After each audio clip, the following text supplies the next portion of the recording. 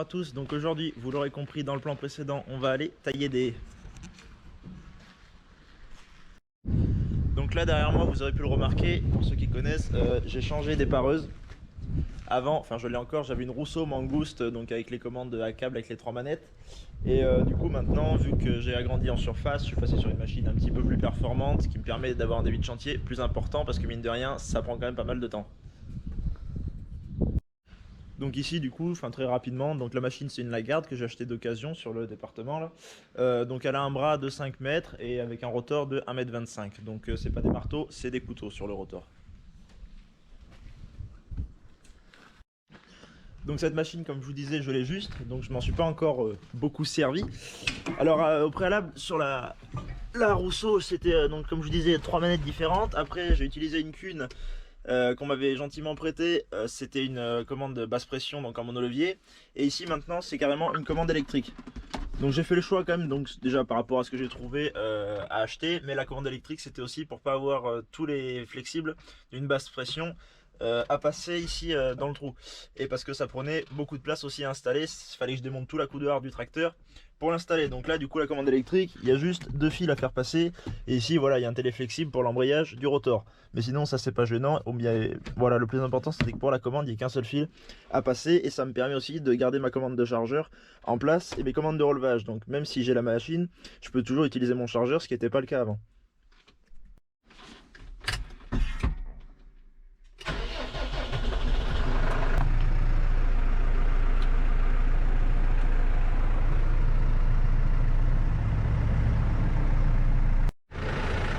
Bon alors là ça y est, je suis arrivé sur la parcelle, donc comme vous le voyez il pleut un peu, ça fait 3 semaines à peu près qu'il a recommencé à pleuvoir, on doit être environ à 250 mm de pluviométrie, et du coup ça permet un peu de passer de l'épareuse. Et là on est sur une parcelle que je vais faire en céréales. Alors il y a des parcelles où ça peut marquer un peu à force de faire des marches arrière pour tailler plusieurs fois le buisson, mais là même si ça marque un peu c'est pas grave étant donné que la parcelle va être en céréales. Donc là la parcelle elle fait 5 hectares 0,9 et je vais la semer dès qu'il va se faire beau. Là je vais faire un peu d'épandage dessus et la semer. Donc aujourd'hui le but là ça va être de tailler le tour de la parcelle, donc les buissons. Donc là comme on le voit sur le côté, on a des buissons, donc ça dépend des endroits, on peut avoir un peu de ronces, des fois c'est des arbres, des fois c'est des petites haies, enfin c'est divers et variés. Donc qui dépasse, là je l'avais déjà taillé l'année dernière, on voit la clôture qui est ici. Donc voilà, on a tout le côté et on a toutes ces branches qui dépassent. Donc là ça a été taillé il y a 1 an. L'idéal c'est de le faire tous les ans ou tous les 2 ans maximum, parce que dans 2 ans ça aura encore doublé de taille et ça arrivera encore plus loin. Donc au fur et à mesure on perd un petit peu, et puis bon c'est un peu plus beau quand c'est taillé aussi. Donc là le but ça va être vraiment de tailler au niveau de la clôture au-dessus, tailler toutes ces branches qui dépassent, que le buisson il ait une belle forme, qu'il soit nickel des 2 côtés, j'ai fait l'autre côté aussi, et de tailler devant la clôture, donc de façon à broyer, voilà comme on voit ici, toutes les ronces ou les choses comme ça où les brebis s'accrochent et où elles perdent leur laine, Donc là c'est la laine qui reste après la ronce, mais des fois c'est la ronce qui reste après la brebis, et voir des brebis qui se promènent avec des ronces c'est bof. Donc là le but ça va être de tout mettre nickel, tailler le buisson par terre et que ça va être tout propre. Donc là le tour de la parcelle, vu que ça a été fait l'année dernière, il n'y avait pas gros à faire, parce que plus il y en a plus on passe de temps, mais quand c'est fait régulièrement ça va beaucoup plus vite.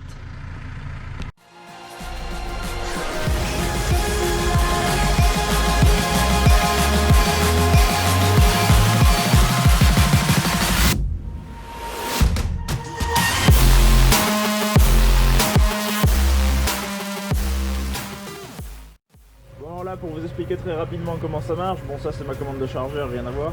Donc ici la manette de l'épareuse, c'est très simple, hein. Ici on lève, là on baisse, ici on écarte le broyeur, là on le rapproche.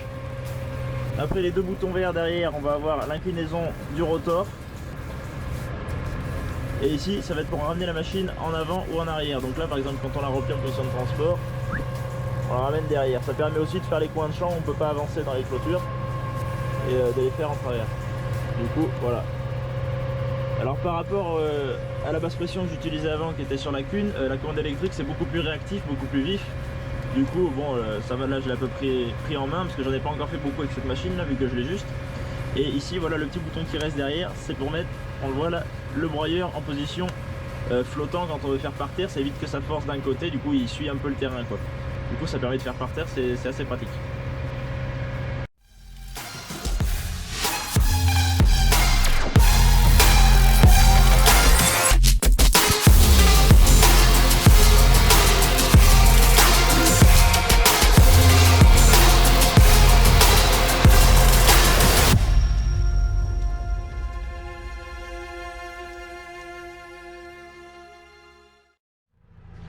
Voilà, donc là du coup derrière moi le passage de taillage que vous venez de voir, c'est celui du buisson que je vous avais montré tout à l'heure. Donc on voyait la clôture qui était reculée par rapport au buisson.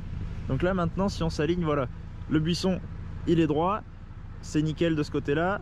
Là je suis allé au plus près de la clôture. Alors des fois on veut toujours trop bien faire à jouer les héros, j'ai bouffé plus d'un piqué et plus d'un grillage aussi, mais bon à force de réparer on apprend. Et du coup voilà, le but c'est comme d'aller le plus près possible de la clôture. Des fois ce que j'essaie de faire c'est carrément d'appuyer, donc il y a un rouleau palpeur sur le broyeur, d'appuyer le rouleau, enfin ou de l'appuyer, juste de le mettre contre, et en fait ça délimite. Alors des fois bon ça arrive qu'on accroche malheureusement, mais bon là du coup c'est pas trop mal, il n'y a pas eu d'erreur. Du coup c'est au plus près de la clôture, j'ai taillé toute ma hauteur comme ça et j'ai repassé un coup devant de façon à ce que ce soit propre et qu'il n'y ait rien qui dépasse. Donc là voilà, il y aura une branche à couper là qui est carrément de travers, et sinon c'est pas trop mal pour l'instant. La machine marche bien, il n'y a plus qu'à faire tout le tour. C'est parti pour la suite.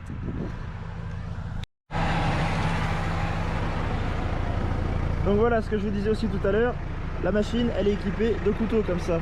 Donc là il y a un boulon, une manille, une entretoise au milieu et deux couteaux. Donc là ils sont comme ils étaient sur la machine, hein, ils n'étaient pas tout à fait neufs mais presque.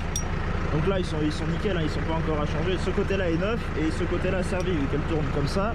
On peut aussi inverser le sens de rotation en mettant une tôle devant qui sert à broyer l'herbe sur les bas côtés, mais je la mettrai jamais parce que je pourrai pas pratiquement que des buissons.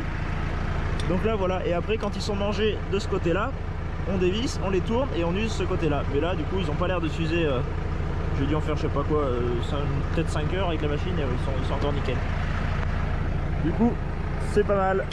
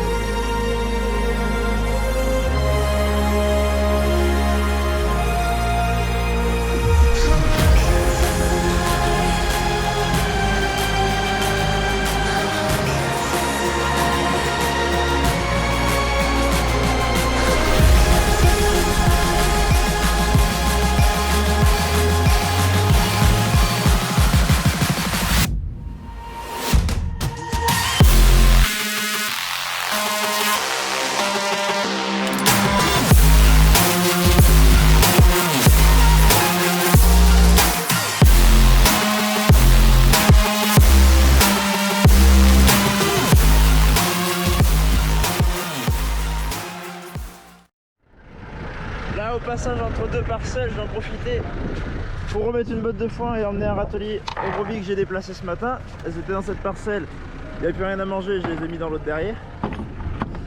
Donc là, je leur ramène quand même un râtelier.